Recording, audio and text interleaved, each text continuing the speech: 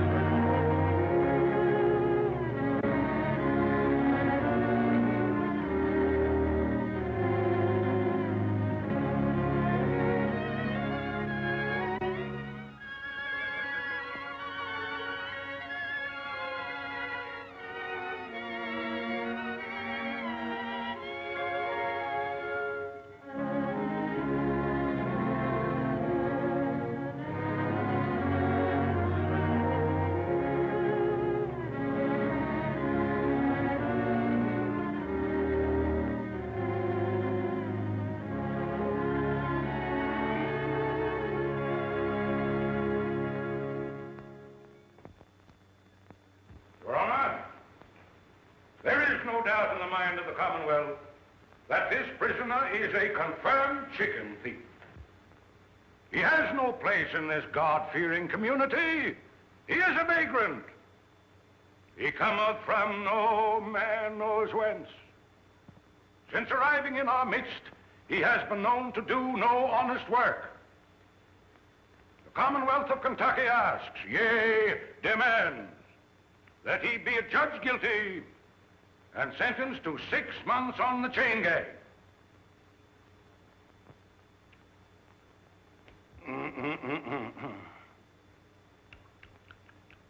Hey, boy, wake up there.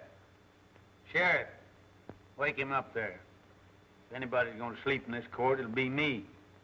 Hey, wake up. Yes, Come here, boy. There. Come on over here, right there. What's your name? Poindexter. Poindexter? Yeah. Who gave you that? Mr. Riley. Ranny? You mean Major Randolph Poindexter from down at Pine Bluff? Yes, Pine Bluff. Well,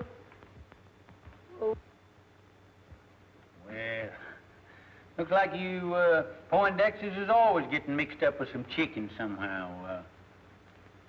Hey, Sergeant, it seems like I recollect you and Major Ranny having some connection with the flesh of the fowl at one time. Don't good if we didn't. You know, Major Ranny was the fire-eatingest soldier that ever chased a yank up a tree. You know, Billy, you and me pretty near starved that day when we went foraging for a snack after the Battle of Chickamauga. Chickamauga? No, it was the Battle of Kennesaw Mountain. There's no such a thing as a Chickamauga. Oh, you're both wrong. I'm wrong. It was the summer of '63, and we were just outside of Nashville. No, Billy's right. I remember.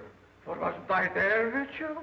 Your Honor, the Commonwealth objects to this digression. Now, Senator, you know, now the point is that the Major, he acted the part of a gentleman and a soldier, and he removed the temptation from out of our path by eating up all the fat hens in the whole bunch and leaving us nothing but a lot of old skinny Dominic roosters. You remember, boy?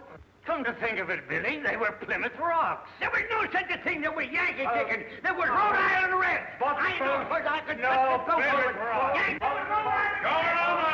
Dominic. Your Honor! It was Dominic. Is this a court of law? I know that. I ask you, is this a court of law? Now, Senator, don't get on your high horse that way. You know, we ain't in a great big hurry, but, incidentally, what do you charge with that, boy? Nothing, Judge, but I wasn't there them chickens showing up. Just fishing. Fishing? Where was you fishing? Down Sleepy River. Ain't no fish in Sleepy River. Ah, son. Ain't neither. Full of catfish. That's right, Jimmy. Yeah? Sure is, white folks. I catch bullet catfish in there and long. There's your proof he's lying. Here, come here. What do you use for bait? Oh, I got a hunk of beef liver. Beef liver. Yeah, I have to take the That's beef good. liver and put it on the hook and chunk it out there. Let them have the first piece for nothing, see, and then you put some more on that and chunk it out there, and then they think they're gonna get that for nothing, and you catch them long as you got the liver. And I go down there all the time, and I don't care nothing but that liver. Right, Judge, but the children coming all. Yeah, I remember. Oh, down there. I bet it must have been how long? Yo, sir. I told them the other night. I got to take down the judge's clothes. Got to take 'em in the house. Yes, Lord. Got to get out that old ironing board. Fix 'em up for the judge to wear. Yes, Lord, that's what I was going to do. Praise the Lord, Mr. Room. Is you ahead or is you in? Hi, Aunt Dilsey. How come you here? The judge say you up there at that college learning to be a lawyer, man. Aunt Dilsey, I got stomach trouble. Lord help you, white child. What them Yankees been feeding you? Not a darn thing. That's the trouble. What have you got for supper? Mr. Rome, you stay here. Us is going to kill the high stepness rooster in the yard and a great big bowl of milk gravy and grits. And waffles? Don't you worry none, honey. You's home now. Miss Rome's home. Miss Rome's home. Miss Rome's home. Miss Rome's Hey, Uncle Billy! Get that baby in. Well, if it ain't wrong. Well, salt me down. What happened up there? Did them Yankees kick you out of that law school, huh? Sure they did, with a diploma. You're now looking at a full-fledged member of the bar. Let me look at you. Full-fledged, my gizzard. Yeah, lawyer. You know, you better get your britches half sold, because you're going to sit around a long time before you get your first client. Well, I don't mind, Uncle Billy. You know what happened to me before I got my first client, don't you? Lord, I sat through 2 Republican administrations before I...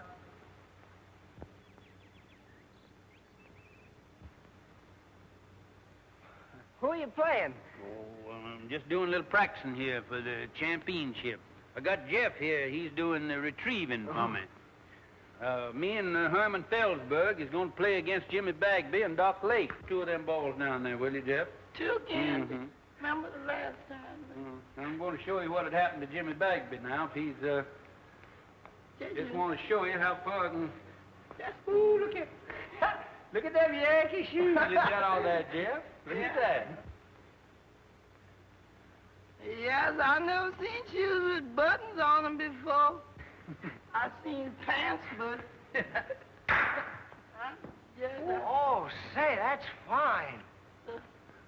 So, just take your button shoes with you and just step that off and see just how far it is. All right, I think that's Uncle about a Bill. record. 1, 2, 3, 4.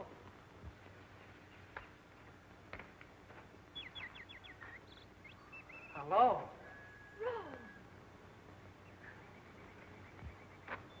Glad to see me? Why, I thought you were still up north. I got in this morning. How'd you know I was back here? Well, I didn't, but Uncle My, you look pretty with those things. Isn't this a lovely spray? Mm-hmm. Now, young lady, I want to ask you a question. Please let me down, Rome. Miss Gillespie, will you please tell this court why you didn't answer my letters? I've got to go in. Really, I have. Now, tell the truth, the whole truth, and nothing but the truth, so help you. You know why. All I know is that you've changed since I went away. that isn't it, Rome. It's just that we've grown up. You mean you don't like me anymore? Oh, Rome. Well, if my mother or anybody has said anything... Oh, Ellie Mae, I mean... Well, I'm old enough to choose my own friends. Please let me go. We've got to get this thing settled once and for all. I've got to go in, really, I have. All right, then. I'm coming back tonight and find out what it's all about. You can't. I have an engagement. Who with? Fleming Talley. Well, how about tomorrow night? Oh, Rome, it's no use. All right. That's the way you feel about it. You can sit right there till we understand each other. That's all right, that's all right. We don't need no more practice for them old men. Besides, that exertion calls for a julep. Yes, but you gonna wait for that young gentleman for you. Wait for him? Unless young folks has changed since I was skirmishing around. He won't be back for quite a while. Just look at that goat. Ain't that a pretty sight? What, that goat? There ain't nothing pretty in the world than two young folks in love in the spring. What do about that goat? Oh, goat, my Lord, ain't you got any sentiment? Ain't you got no girl? Wasn't you ever in love? Stand around here talking about a goat or something. But your mint? What about my mint? That goat in your mint bed. It's in my mint bed. That Where? guy. Yeah. Get down. Acting like you starved. Get him now. Bet you hungry, too. Don't look. Why, William Priest, Oh, hello, Carrie. this is a fine how do you do. What will the neighbors say? I'm ashamed of you. What's ailing you now? That gum goat come in here and eat up my mint bed there. I'll bet he must have been the ruination of 1,000,000 juleps. You and your precious mint juleps. A circuit court judge. Where's your dignity? Dignity? I don't reckon the Priest family will ever have to worry about dignity, Carrie, not as long as you're alive and kicking. Well, it's a good thing somebody in this family has pride. I always told my brother when he married you that he saved the family name. Well, if he were living, he wouldn't be fooling around the front yard with a goat. That's not what I came for. Have you seen Rome? Oh, Rome? Rome? Oh, appears like I did see that son of yours around here a while ago. I expect he's downtown, though, now. You know, strutting around, showing off his button shoes. Now, don't you play possum with me. As if I didn't know you'd been encouraging that girl over there to set her cap for Rome. Carrie. If I didn't know that you had the biggest heart of any woman in the world, I'd think you're the most suspicious creature that ever come down the pipe. Never mind that. You come up on the porch. I want to talk to you.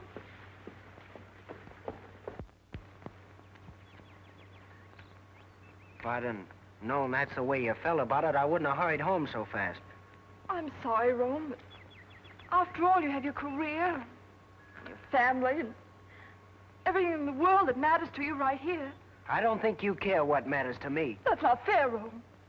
After all, I'm only telling you for your own good.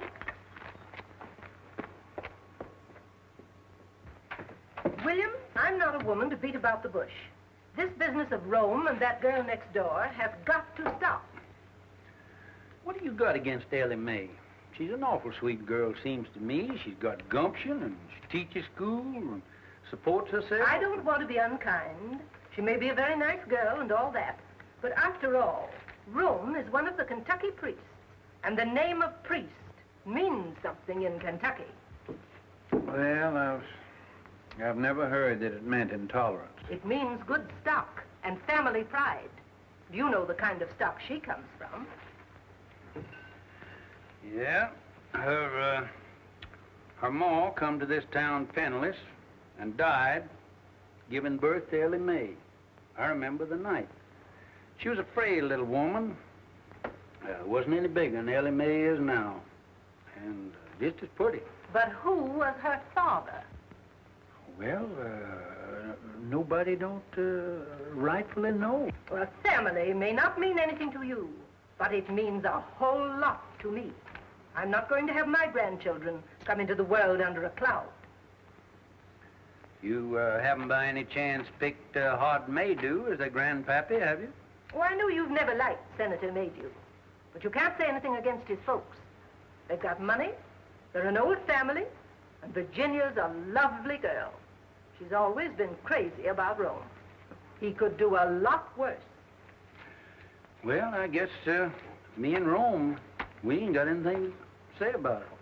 I knew you'd come around to my way. You gonna stay for supper, ain't you, Carrie? Not tonight, thank you, William. The daughters of the Confederacy are having a chicken supper at Cape Maydew's, and I'm late already. Looks like you daughters get more ferocious every year towards Yankees and fried chicken. Got your badge on there. Yes? Mighty pretty. Good night, William. Sometimes I think you women got more badges and medals out than the soldiers did. Good night, Carrie.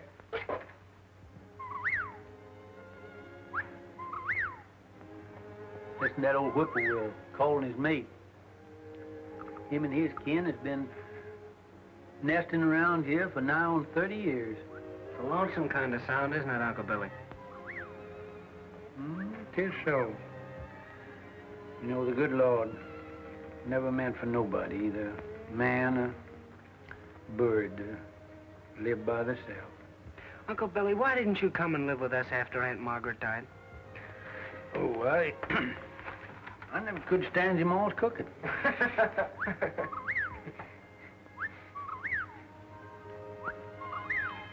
Awful fine swing over there on that old porch. I wouldn't be surprised if they ain't a pretty girl sitting in it now. She's got another fella tonight. Ellie Mae sure is pretty. Fella gets her will certainly have to do some prancing, he can't sit around and look glum all the time. There he is now. Who? That Slim Tally. The barber? Yeah. Gives awful poor shade, that fella. Whoa. Whoa, Bert.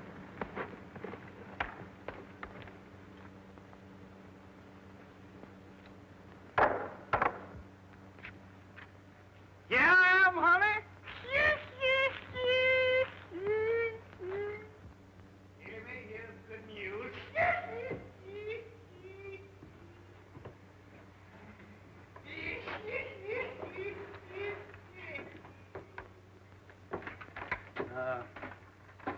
Son, there ain't nothing will get your mind off women folks like work. Will you run back in my library there and get my old Kentucky Code of Statutes?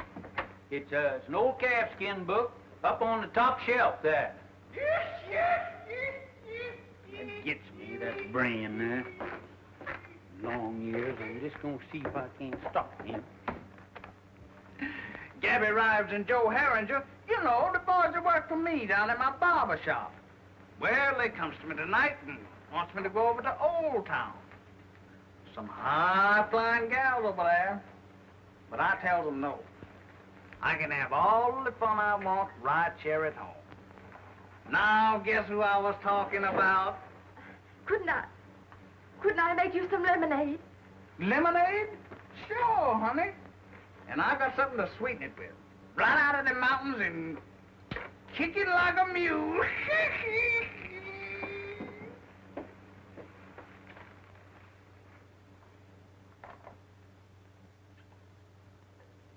Jack! Oh, Jack, you see anything of Mr. Slim Tally, the barber man around here? No, what'll he be doing around here? I don't know, Judge, but they's headed this way for him. What are you talking about? Who's they?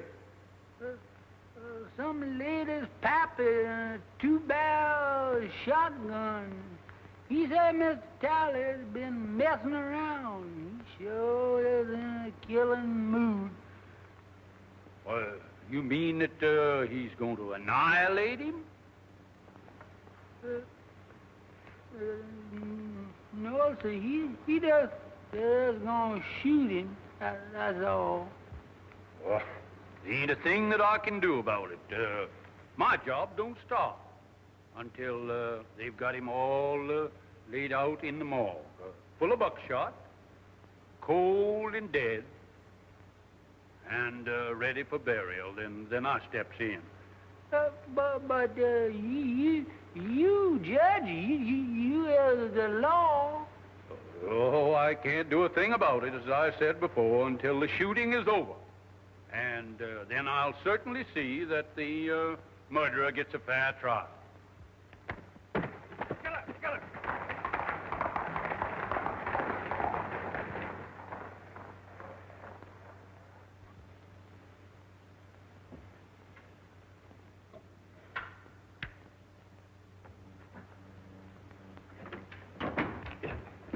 Uncle Billy, I couldn't find that book anywhere. What book? That Kentucky law book. Oh, maybe I didn't have one. Ellie Mae's waiting for you over there. What? How do you know? Are you sure? Now, don't be standing here like a jaybird gawking when I tell you she's waiting. Go on out of here and go.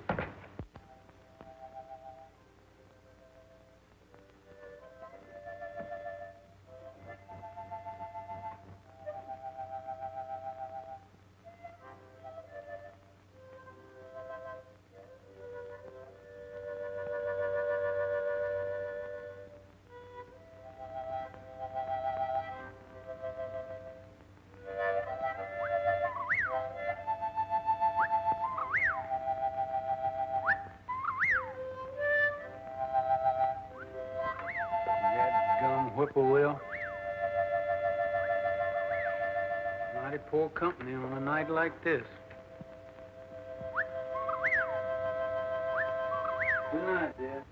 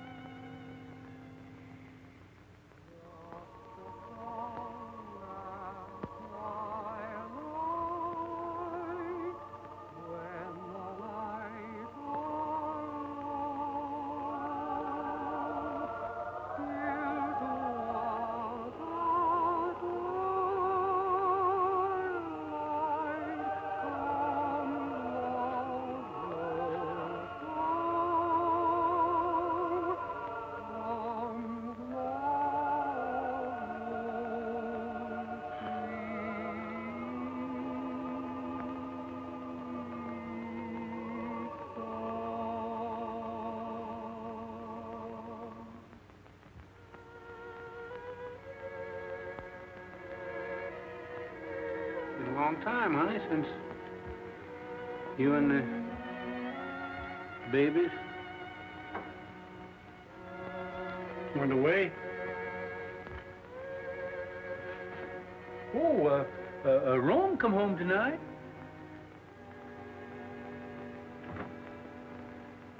Little Robert E. would have been, she'd have been just the same age as Rome is now.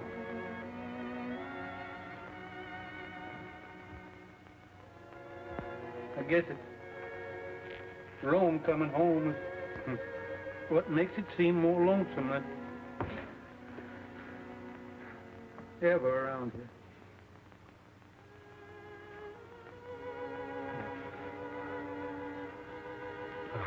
Honey, you know that fella that he enlarged that tin type. He sure did a pretty job. I wish you could see it, honey.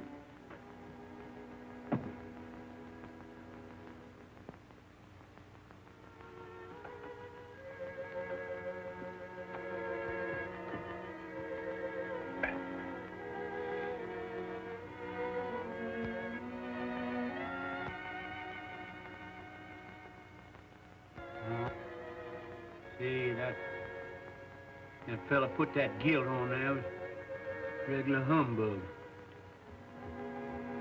Got to get that fixed.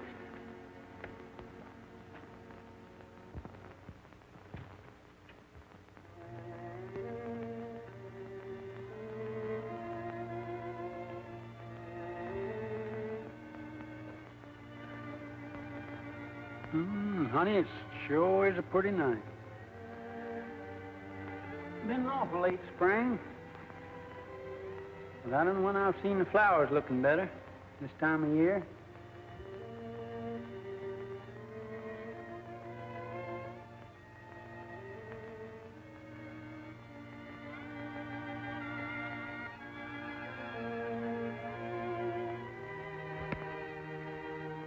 People are funny things. Always got their eye set on something. Rome, he's got his eye set on Ellie Mae, and Carrie, she's got hers set on old Hod Maydew's daughter, Rome. Old Hod, he's got his eye set on my job. Some of them's gonna be disappointed. Them honeysuckles sure do smell sweet. Seem like I just can't get my nose full enough of them.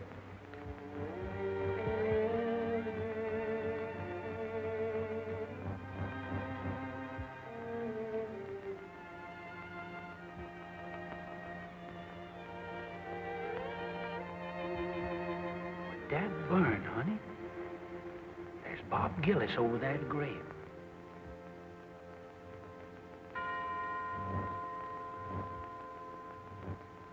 It's at Ellie Mae's mother's.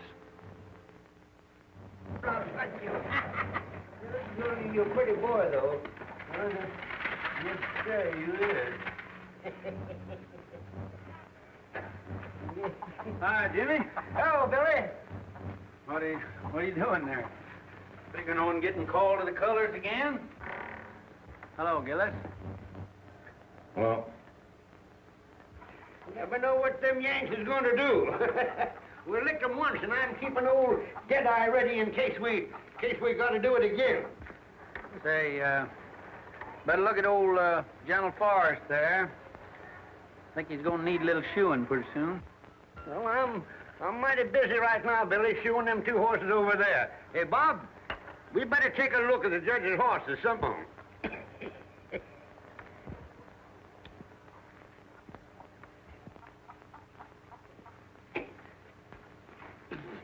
Now, Snifter, good corn. You can smell the feet of the boy that plowed it.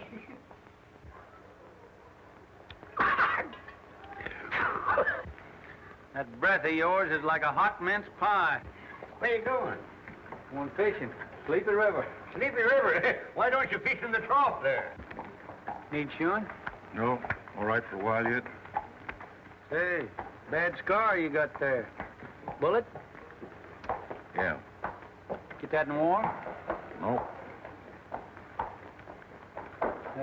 Folks say you come from up north.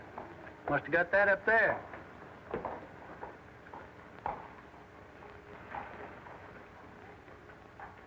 We'll talk to Jeff first, find out anything. Hey, wake up here. Somebody come along, steal the horse, and leave you sitting here holding the line.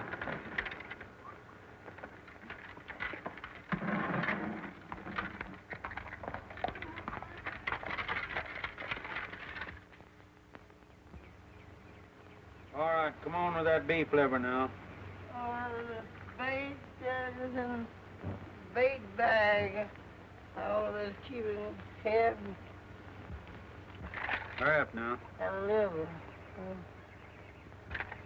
Oh, gee, don't tell me you ain't got it. It looked like that liver them walked off by itself. Lord. Here, I'm going to catch any catfish and ain't got no bait. Take this dime now and hurry on back to town and get me that beef liver. Hurry up now. All right. Actually running now. This is the way it is. You gonna put your shoes on? Look, I'm saving in case my feet go out. and then I have them. Much sitting around as you do. It won't be your feet that'll wear out.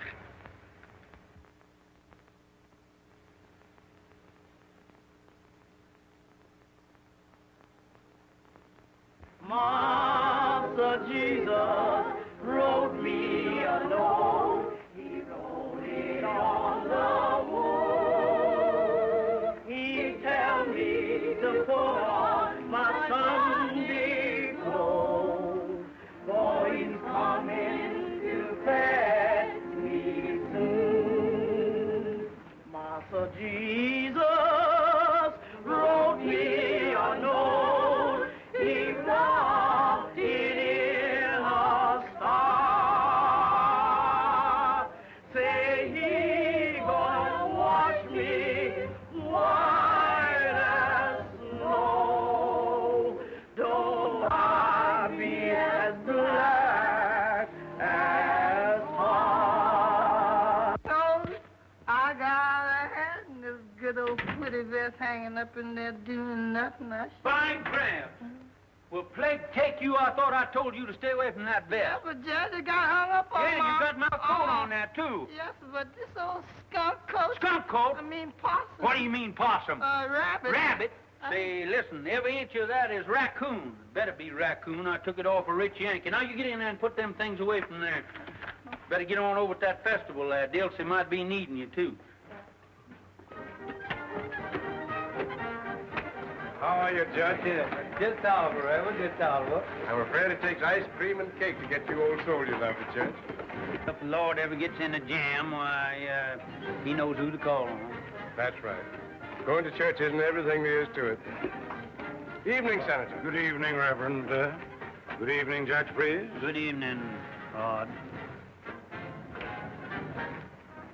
There's one of our best churchgoers. Yes, it's surprising how far some men will go to get a few votes. Too bad we didn't get rid of him and get him off up to Congress there after him spending that term in the state Senate. I understand he thinks you deprived him of that honor. Me? Great Democratic Party and Thomas Jefferson. Evidently, the senator doesn't see it that way. Tell me that his cases in your court have taken on the appearance of a personal feud now that he's a candidate for your job. Oh, I wouldn't say that, Ashby. But I am going to have to get out and do some mighty tall electioneering, you know. Hart he's a spellbinder and a silver tongue from way back. I'm just an old country Jake, kind of a baby kisser. I ain't got much to offer the boys in the way of rhetoric. I understand he doesn't approve of your grammar. My grammar. First thing I learned in politics was when to say ain't.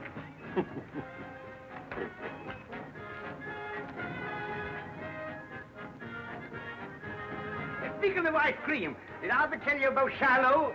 Yeah. Didn't I? Wait a minute, Doc. Wait a minute. How did you hear this? Well, sir, come in here. Come on back here. What do you hear this? It was the eve before Shiloh, and them orders had to get across the river to General Beauregard. What did I do? I took off my clothes and I stuffed the orders in my mouth and I plunged in. It was pitch dark. Well, sir, I was going... Good evening.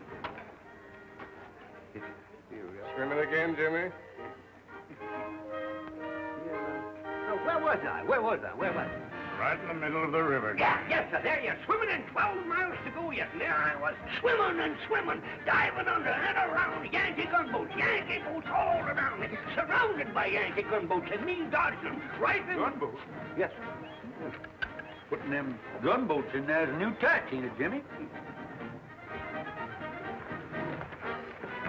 Now, Rome. Now, don't you young people think you have to entertain us old folks? That's right. Run along now. They're getting ready for the candy pull. Perhaps Rome has other plans. Oh, no, he hasn't.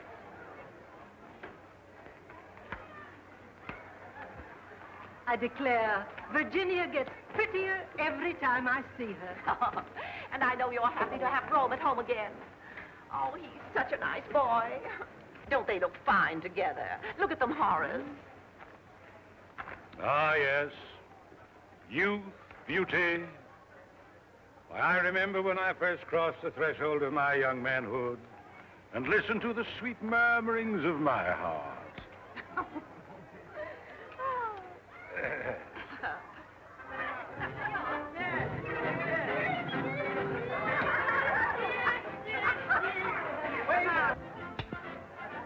Double portion, please. You have a full portion there. Oh, but we can pay for it. Can't we, Ro?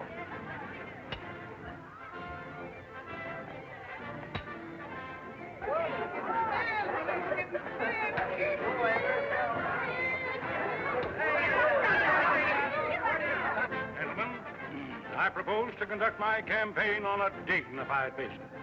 No personality. Others may censure the homespun manners of Judge Priest on the bench. Not I.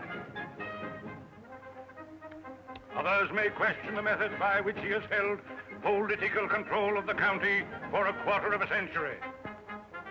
Not I. Oh, gentlemen, merit alone will count in the forthcoming election. Where have you been keeping yourself, Ro? I think you've forgotten where I live. Nothing like that. Mother and Daddy are always teasing me about you. I tell them you don't care anything about me. Bet you have a girl up north. Well, even if I did have, haven't you got every boy in town on your string? Oh, don't stick in the mud. They make me tired.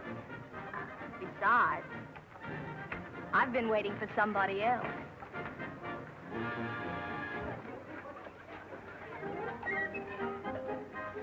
Attention. Say, what's the prettiest gal at the festival here, moping around back here by herself? Huh? You want some taffy, Judge? I ain't much of a taffy puller.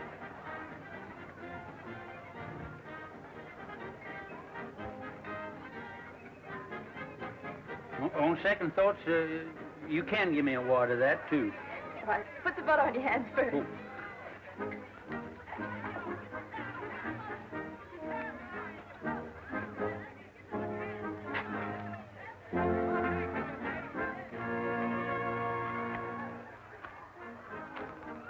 Oh, Uncle Billy. Oh, no. You ain't doing that right. What's the matter with it? Here, let me see your hand. Ain't got no butter on there, no wonder. Here, let me show you. Here, put mine in here. Let me show you. There. Go on up there, run on up there and put some more stickum on your hand there. Go on, right up there. All right, Uncle Billy. That's it. Now, here, put that right over in there now. Now, here. Now, that's the thing. Candy pulling, you got to keep your mind right on it, See, look, that's how you're getting it all on your hand. Keep your mind on what you're doing there now. Lord, you pulling candy with champion candy puller of this neighborhood now.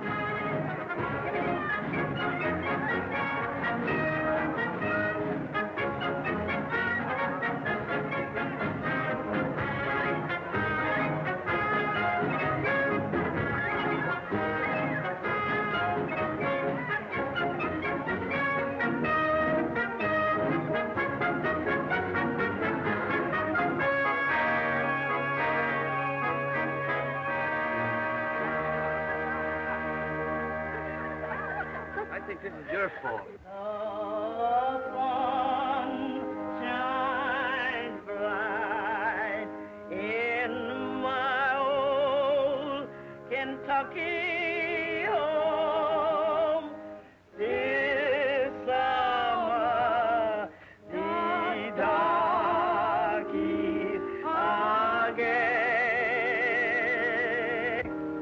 The corn tops rise and the meadows in the bloom, while the birds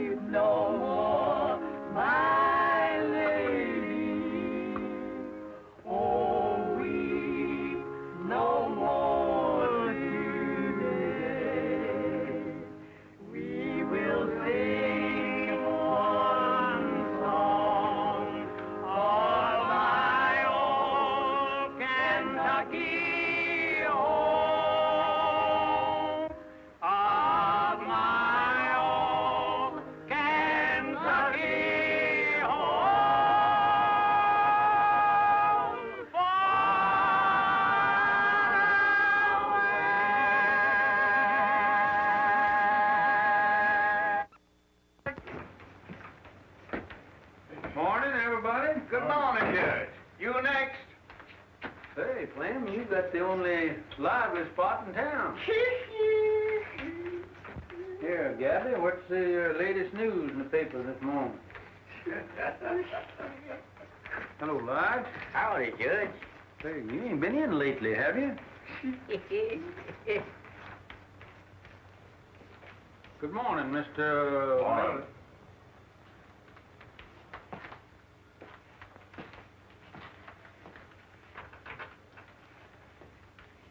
Nice day. Yeah. Oh, Flem, here she comes.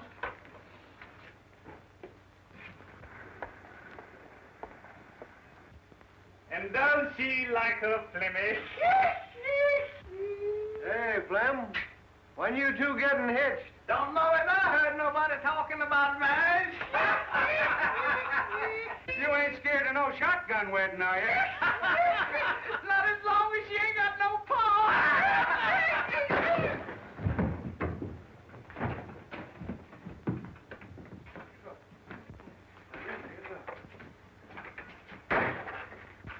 Say, that fellow's gonna make himself mighty unpopular around here. That's right, Judge. Yeah. There's about 2,000 male citizens here that's gonna be mighty sore at him. Yeah. When they find out that he punched you in the jaw before they could.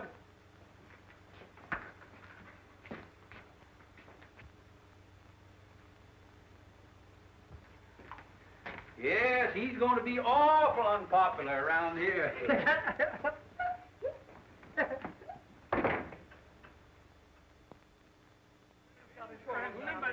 We're not licked to the last shots fired. You ain't gonna have no excuse. I got the grounds in good shape. Yeah, you choose up with, Billy. There you go. Yeah. 1, 2. Oh, your hands shook. Who starts, Herman? Yes, sir.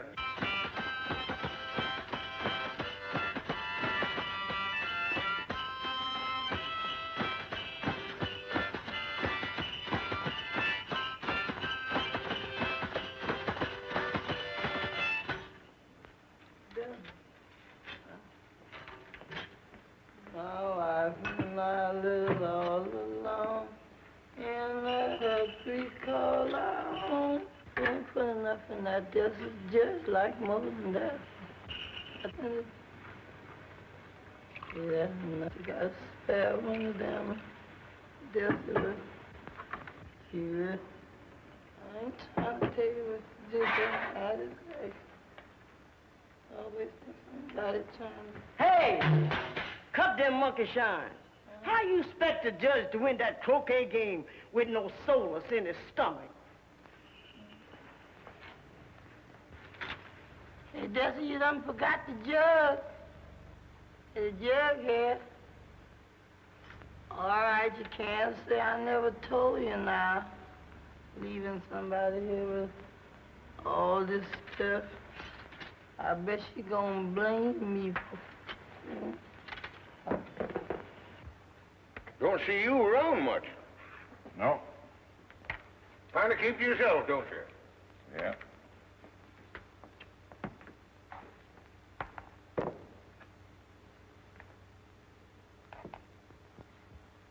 Joe, get some more beer while I knocks me that 14 ball down there in the corner. I'll pay for it. Hey, Flem, Gillis is out there. Yeah? Yes. Come on, let's get it. No, hold your horses now. He'll be heading to you in a minute, going home. Fellas with me? Sure. Sure with you.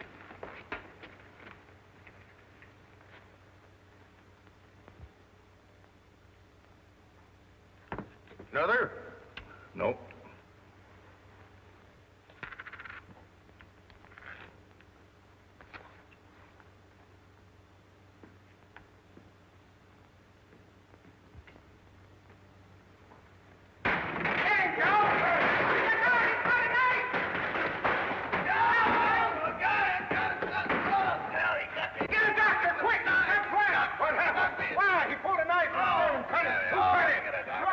He cut Slam. We saw him. With the knife? Yeah, we saw him do it. Look at that. Cut it. Cut it. That blacksmith fellow. Well, that's a fine thing.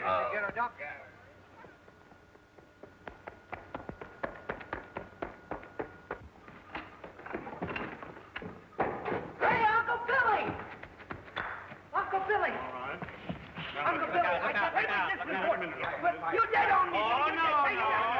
You ain't get out of here. When you get out of here. You already out of the game. Get out. You're out. Get out of here. Oh, no. Go on. Yeah, get away. He missed it. Rome, please, will you? Wait on this is an important game here now. Keep still. We're sanctioned. Let me talk to you. Golly, I don't see how the South ever lost the war with a guy that could argue like you did. Uncle Billy. What is the matter? You've already made me lose the game. Uncle Billy, I got a client. Oh, well, who is it? What's the matter with him? Gillis, you know, Mr. Bagby's man. What's that, Bob? What's he doing? He cut up Flem Tally. Yeah? And right after he gave himself up, he sent for me. Well, I'll be kicked by a mule. Did he cut him bad? Well, I can't tell yet. Gee, Uncle Billy, he sent for me. It'll be the biggest case in your whole court session, and I'll be defending him. Well, I wouldn't gloat too soon now. Oh, don't you worry. Hey, Ellie Mae!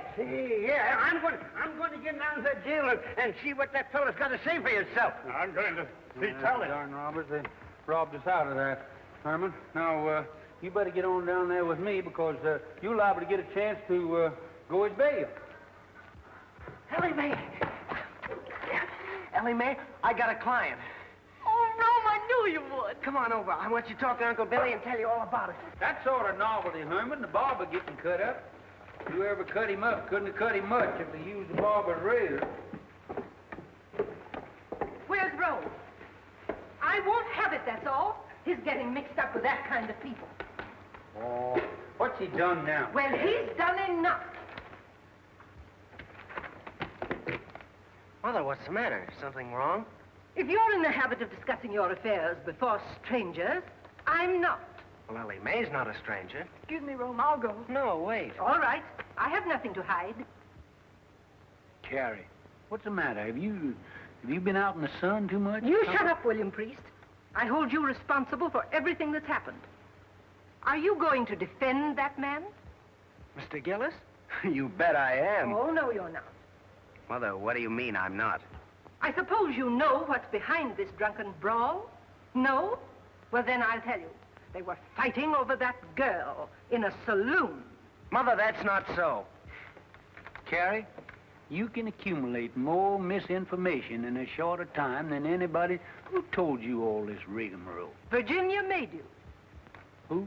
Virginia made you. Oh. She got it straight from her father. And brought it straight to you. She wanted to warn Rome. I know you've never liked me, Mrs. Priest. I know you've tried to stop Rome from going with me.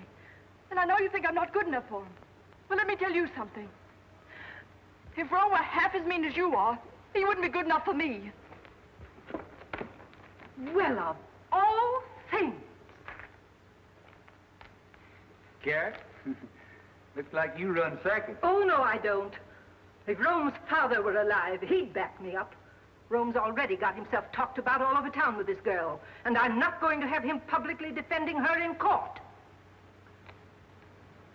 Well, Rome, see how your mother feels about it, so looks like you lost your first client. It's certainly hard to get, too. No, Uncle Billy, I haven't lost anything. Rome? Mother, I think I'm old enough to know my own mind.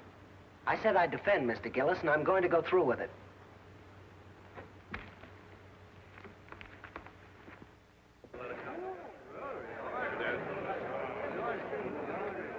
Right this way, Reverend. Have that chair there, please, sir.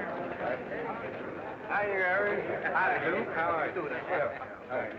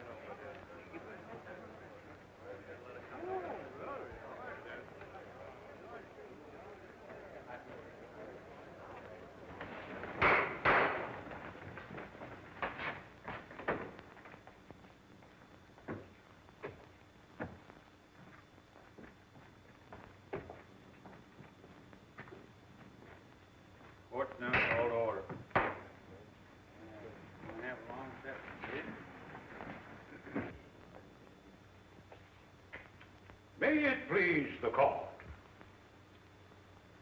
I would point out that for many years, a political and personal difference has existed between your honor and myself. Now that I am a candidate for the exalted office which you have held for so many years, those differences have reached a point where, for the protection of the people, I must demand an impartial trial judge. Perhaps I'm getting deaf, but the fact had never reached me before. Are you insinuating that you won't get full justice in this court? I maintain that my language was sufficiently plain for any comprehension, however obtuse. But I will make it even franker. I charge in the presence of 2 witnesses, you took sides with the defendant Gillis in a prior attack upon this plaintiff. I've been sitting on this bench for nigh on 20 years, and nobody has ever asked me to step down. I'll file an affidavit of prejudice. That won't hardly be necessary. Then I call upon you, Judge Priest, to vacate the bench during this trial and yield your place to a qualified judge.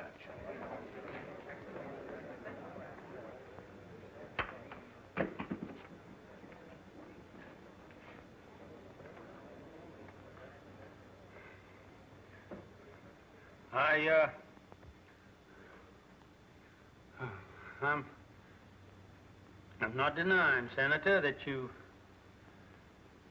kind of took my breath away. I guess I had just sort of got the habit that I was took for granted here on this bench. Gosh, I was putting you raised in this courtroom. When I quit fighting,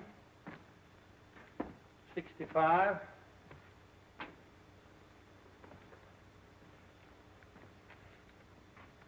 for what we thought was right, I kind of calmed down, found out I couldn't lick the whole United States. Come back here to my hometown, and I put up my shingle. It wasn't long before I was sitting on that bench. Maybe I did have a hankering for the spirit of the law, not the letter. But as far as I know, nobody ever found cause to complain till now. Now, you jury, you forget everything that I've said. And my feelings has no place in the records of this trial. Now, if you'll excuse me, neither side has any objection. I'd like to ask the Honorable Floyd Fairley if he won't come up here and take my place on the bench.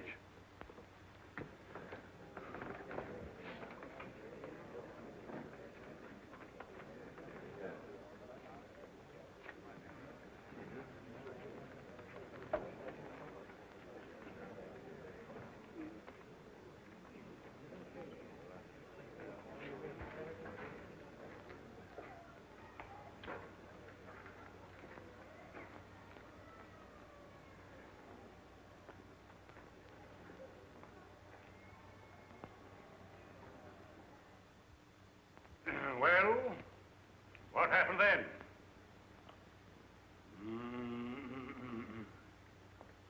Gentlemen of the jury, in plain language, the defendant here burst in upon these 3 worthy citizens. I object, Your Honor. I deny that my client ever burst into any place or anything. Objection sustained. So be it, Your Honor. Nevertheless, Nevertheless, I shall demonstrate that my young friend's client here did burst into something. That armed with a lethal weapon, to wit, a dirk, dagger, or knife of deadly length and deadly sharpness, he burst into Mr. Talley's quivering flesh. I object, Your Honor. Objection sustained. Your Honor's humble servant bows to Your Honor's august ruling.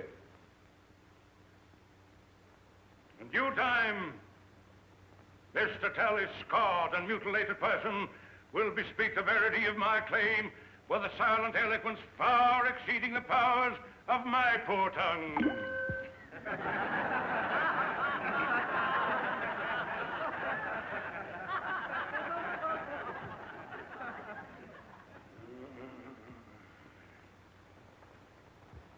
We was playing bottle pool when he come in and attacked at me. Didn't you attack him with a billiard cue? Not until after he come at me with a knife. Well, it's just like Clem says. We wasn't paying him no mind and he come looking for Clem. But weren't you three all armed with billiard cues? Well, never heard of nobody playing pool without him.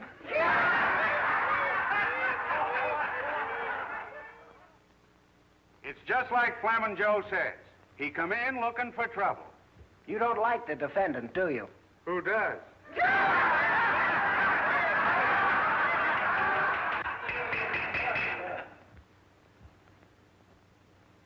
Your Honor, the defense is through with the witness.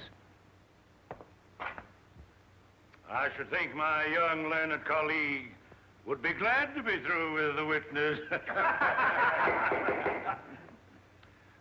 Your Honor, the prosecution rests.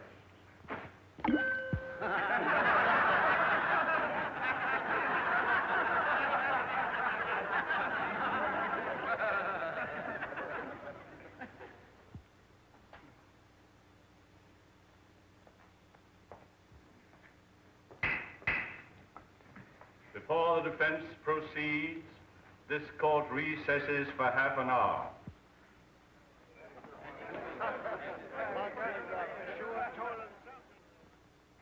I don't know why you did it, Mr. Gillis. But Judge Priest told me what happened in the barber shop. Oh, you've got to tell the jury. They'd never convict you in a million years if they knew you were defending a girl's name. Don't you see? You can't think of me now. You've got to think of yourself. Look, Mr. Gillis, I don't want to bring Ellie Mae's name into this thing any more than you do. But she's right. They can give you 10 years for assault. And the way Maydew's working on the jury, they'll give you the limit. Oh, you've got to tell the truth, Mr. Gillis. Don't you see? You've got to. I ain't gonna tell him anything.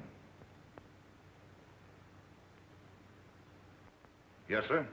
Tally lied all the way through. And Herringer and Gab Rise, they lied too. It was 3 against 1 in Billy Gaynor's back room, and it's 3 against 1 in this here courtroom. Have you ever been in any other cutting scrape in town before? No, sir. That's all. One moment.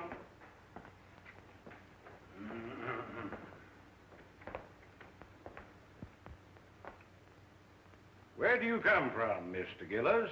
I ain't a saying. You aren't exactly what we Southerners would call a sociable person, are you? I mind my own business. Precisely. Except when you go looking for trouble. I don't go looking for trouble. But I ain't the one to run away from it. How long have you had a grievance against Mr. Talley? We had a run-in a few days before he jumped me. Oh, a run-in, eh? And what was this run-in about? Well, come on, tell the jury. What did you hate him for? I ain't a saying. Then you didn't have any reason for knifing. I didn't say that. Well, make up your mind. Why did you hate him? I ain't a saying. Oh, Your Honor. Anything further? That's all, Your Honor. The defense rests.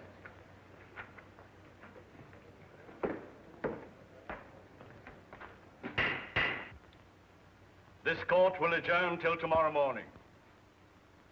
It is our hope that the summations will be brief, so that we may all attend the reunion ceremonies, which begin at noon.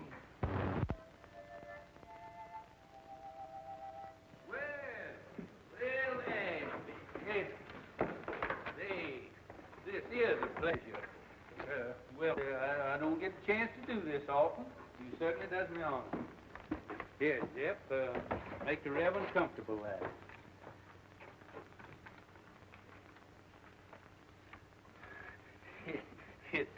looks like you kind of caught me red-handed there.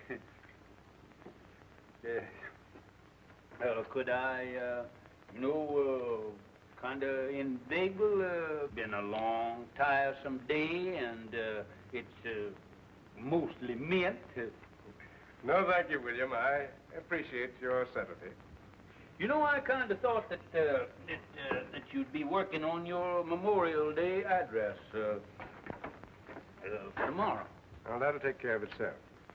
What I'm worried about is this poor devil of a Gillis. You know Gillis? My trade takes me into queer quarters sometimes.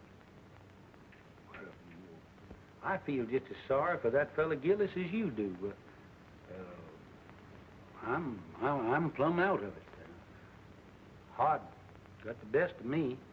He sure did. Case is closed. It's all settled. And I don't think Hard will, he'll be fool enough to reopen the case for nobody or nothing.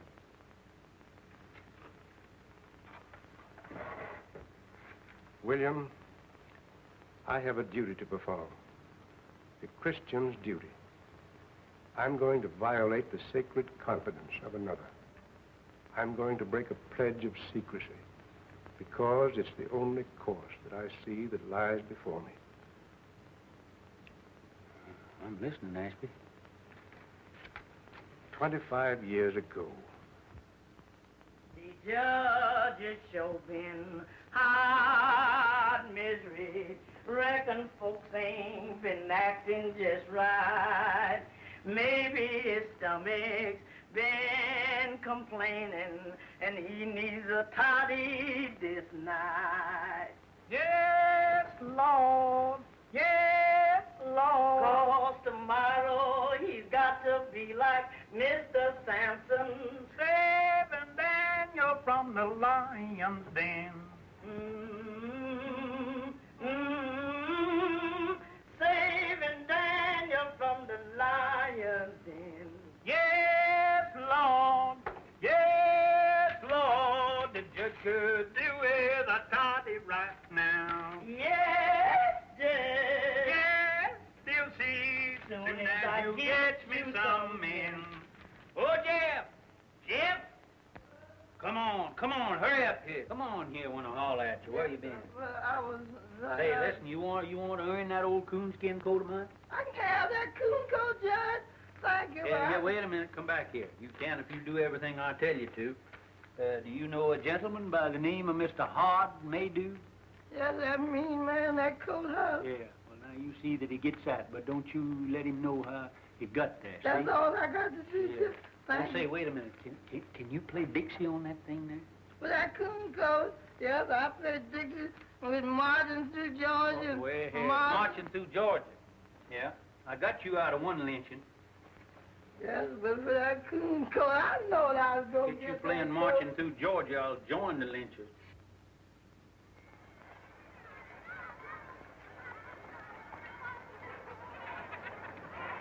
Hello, children. Hi, folks. What do y'all got in your basket? Oh, the chicken. Well, that's what I got. That's what the judge likes.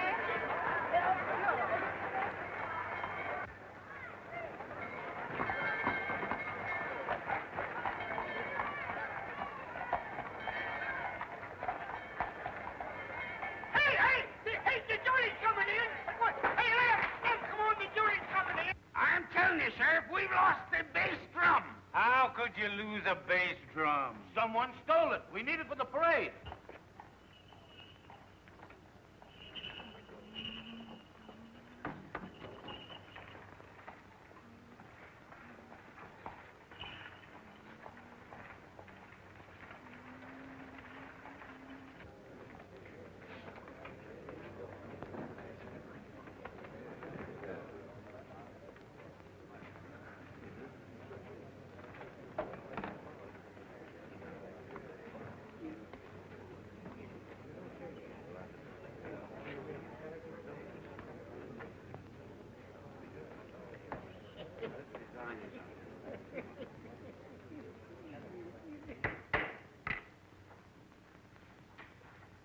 You may begin your summation, Mr. Prosecutor.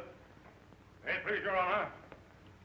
Since adjournment yesterday, certain information has come into the hands of the Commonwealth, which, in the interest of justice, impels me to reopen the case. The Commonwealth desires to recall the defendant Gillis for further cross-examination. Very well, Mr. Maydew. Proceed. Robert Gillis, take the stand.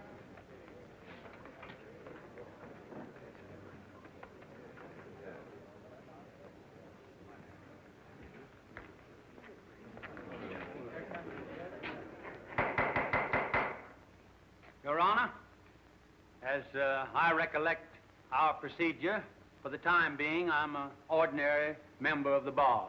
In good standing? Not ordinary, sir, but absolutely in good standing. Thank you, sir. Thank you kindly. Then I have the honor of announcing myself as Associate Counsel for the defense.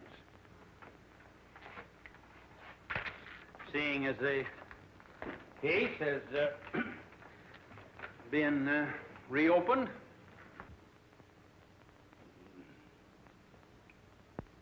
Mr. Gillis, were you always a man of turbulent and violent nature? I always left them alone as left me alone. Is that so? What was the name of the man you once upon a time murdered? I never looked on it as no, it wasn't murder. A man was killed, wasn't he? Yes. And they stuck you in jail, didn't they? Yes. And they charged you with murder, didn't they? Yes. And the jury found you guilty, didn't they? Yes. Were you sentenced to be hung? No, I went up for life. Did you escape or were you pardoned? I ain't a saying. And I won't tell you no more no matter what you ask me. You don't need to. Judge Priest, your witness. no questions, Your Honor. But, Uncle Billy, Hasn't the defense any evidence to offer in rebuttal, Judge Priest? One character witness, Your Honor. Mr. Clerk, will you kindly call Reverend Ashby Brand?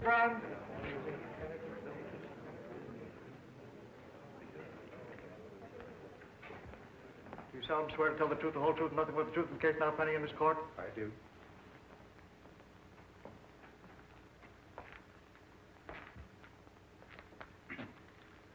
Reverend Brand, before you come to this town, what was your occupation? In my early manhood, before I took holy orders, I had the honor to be a captain of artillery in the late war. In the War of the Rebellion? No, sir. The war for the Southern Confederacy. Yes, sir. That's right.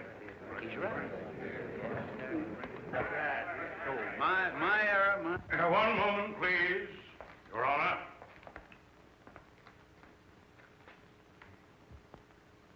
I yield to no man in love and everlasting devotion to that sacred lost cause for which my people fought and bled. But though I cherish all those dear and everlasting memories, which even the bare mention of that great conflict must awaken in every true Kentuckian's bosom, I fail to see any possible connection between this reverend gentleman's military record and the guilt of this man, Gillis.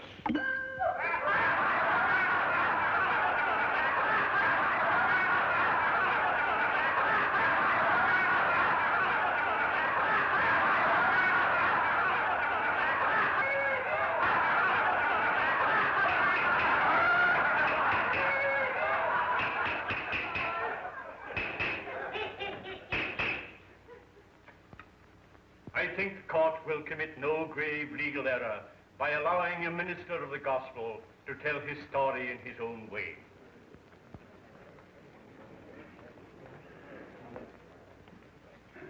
Meander along, Reverend Brand. As many of you know, I am a Virginian. On the day my state seceded from the Union, I enlisted. I was a private in Penn's Virginia Battery. By the latter end of the third year, I was in command of that battery. All the officers ranking me had been killed or disabled. We lost heavily at Chancellorsville. And at Fredericksburg, we were almost wiped out. We kept our field pieces. We kept our pieces until the end. But we had not sufficient men to man those guns, nor anywhere to turn for more men. There were no more men left to come in. The Confederacy in '64 was robbing both the cradle and the grave for cannon fodder. Well, sir, I got temporary leave and went to Richmond to see our war governor. I said to him, "Sir, I've come to you to ask for men to serve my guns." He laughed and said, "Tell me where they're to be found." I said, "Among the chain gangs from the state penitentiary." He said, "You've come too late, young man. I've freed every convict that might conceivably be trusted with freedom. There are left only the lifers, and I dare not turn them loose. They are working under guard, building defenses for you to fight behind." He opposed me, but I argued with him. And finally, I won. He gave me authorization, signed it, and with his own hand, affixed the seal of the sovereign state of Virginia. I rode back to the line, sir, and I found my chain gang. I told them to drop their tools and line up before me. I told them, if you go with me, you go to face a hell of destruction and suffering and death. But I said, if you do go, you go as free men, as soldiers of the Confederacy. Your past will lie behind you, and your future, if you survive, is in your own hands. And I promise you this much: if you stand fast, if you do your duty, if bravely and honorably you acquit yourselves as men, then such of you as live through to the end, and some of you will live, are not to come back to this. It's for you to decide. Those who remain behind, stand fast. Those who come with me, advance one pace. Gentlemen of the jury,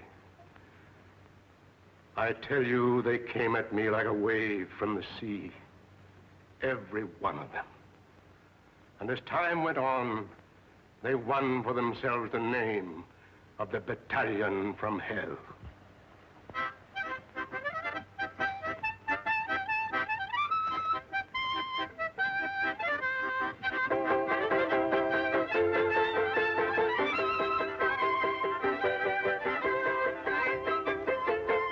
Those men, those felons, with the scars of their shekels still on their legs, they fought for the South like men, none better. And they died like men, most of them. I was one of those men of whom I wish to speak a special word of tribute. He stood out for his courage and his fidelity, for his worth as a soldier and a man. Most of all, for his invariable truthfulness under all circumstances. He was from the mountains of my own state, a man who spoke little, but did much. I saw him once go out under fire during a battle to rescue at his own risk a wounded Union officer who lay there helpless between the lines. Another time, our stars and bars was wrested from our hands. We fought breast to breast that day. This man of whom I'm speaking threw himself on a riderless horse and rode into the thick of it, and by the grace of God, came galloping back from the jaws of death, our colors clutched in his hand.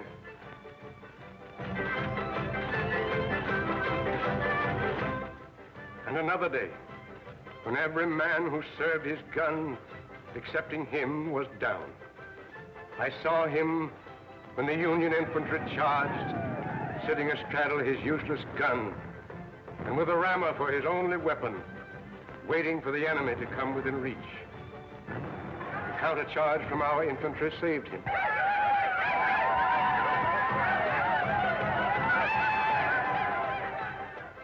But he had stood fast, and he was alone. After the surrender, I kept his secret. I kept it to this very hour. Though I've seen him daily at his work, watching over his daughter, providing for her education through me, and all unknown to LMA.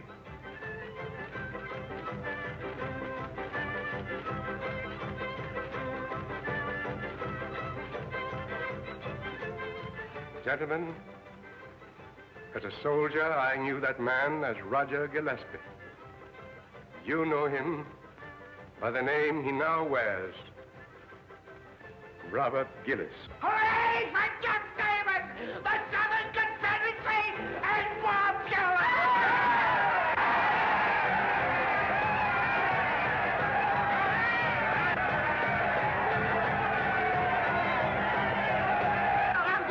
Get out of the way! Can't you see that poor, helpless child needs a mother?